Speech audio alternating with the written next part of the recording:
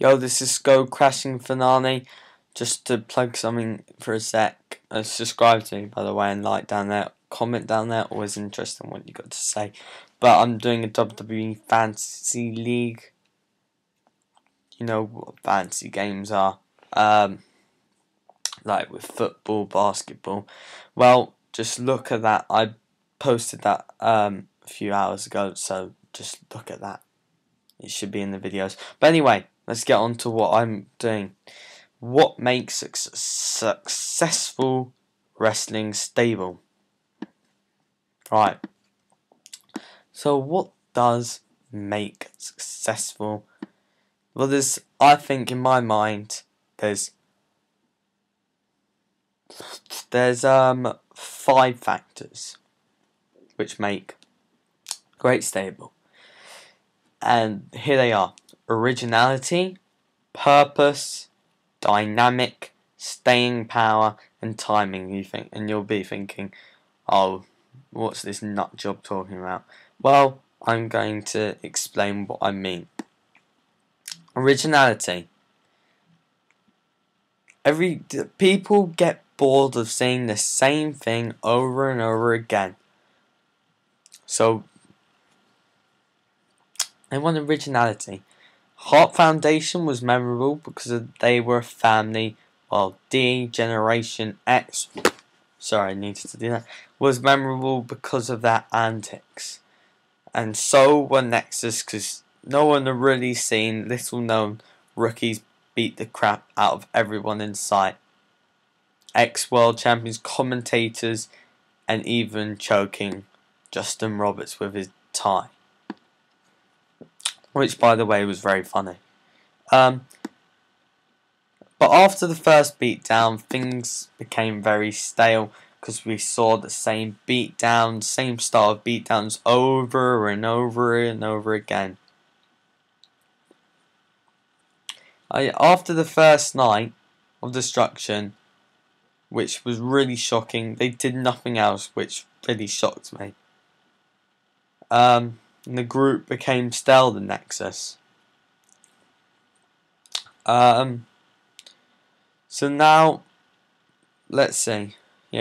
Going back to the Hearts or DX, they were obvious things which made them stick out because there were more to their characters in the group that just, I don't know.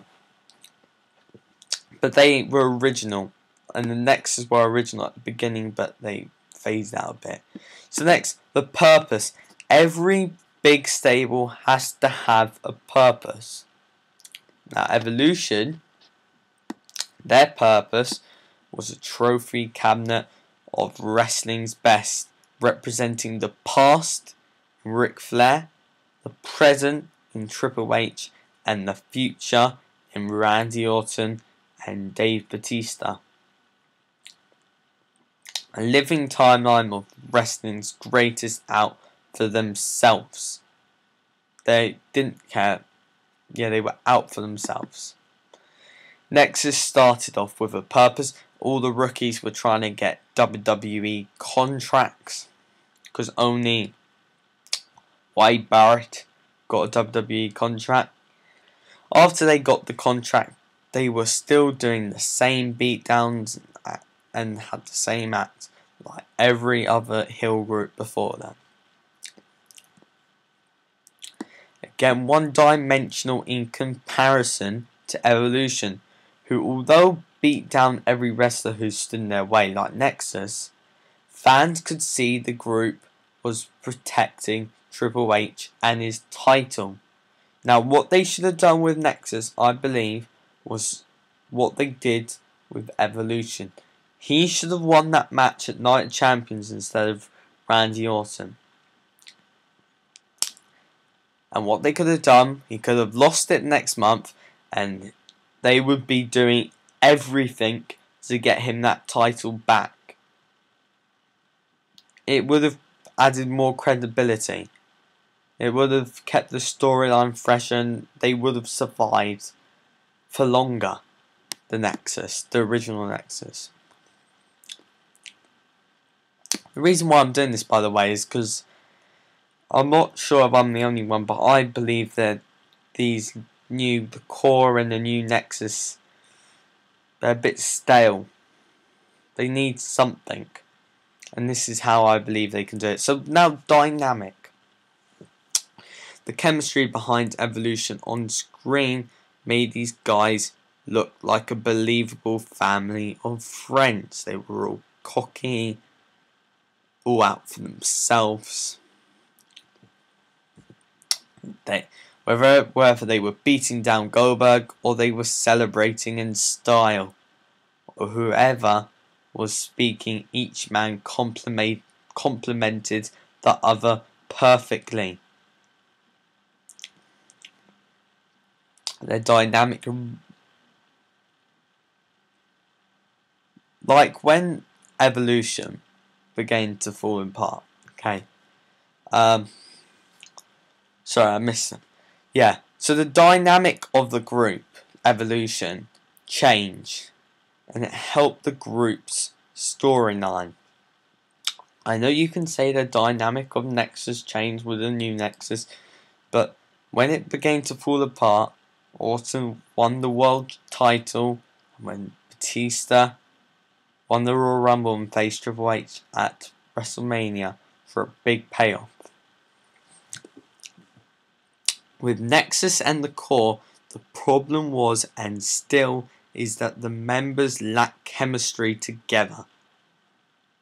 NXT hindered the factions in exposing the lack of in-ring skill held by in-ring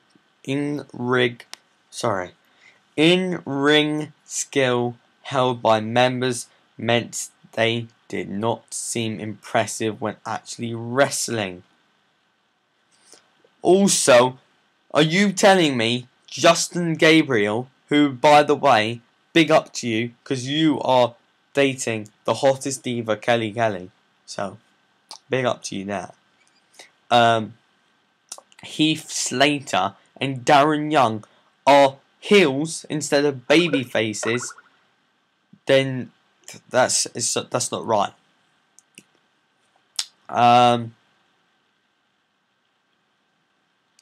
Yeah. Also, after their first beatdown, viewer's choice, when everyone looked good and tough, promos and actions in the following weeks shows that the group didn't really gel well as a team.